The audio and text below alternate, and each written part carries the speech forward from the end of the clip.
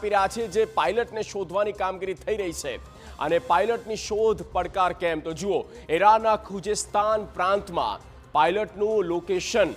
છેલ્લું ટ્રેસ થયું અને દક્ષિણી પ્રાંત ફારસની ખાડી સાથે આ આખો વિસ્તાર જોડાયેલો છે એટલે જિયોગ્રાફિકલી ભૌગોલિક સ્થિતિ એવી છે કે તકલીફ પડી રહી છે અમેરિકાને દક્ષિણી પ્રાંત ફારસની ખાડી સાથેનું કનેક્ટેડ છે ભૌગોલિક પરિસ્થિતિથી અમેરિકાનું સૈન્ય અજાણ હોવાનું પણ સામે આવે છે અને એટલા માટે તેમને અલગ અલગ એ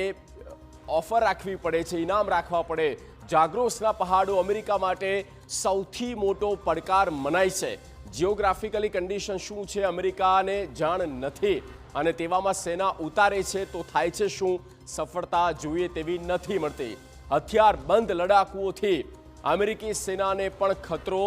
દેખાય છે કારણ કે સેના સીધી રીતે ઈરાનની જમીન પર ઉતરી છે કયા સમય પર ક્યાં કઈ બાજુથી હુમલા થાય તે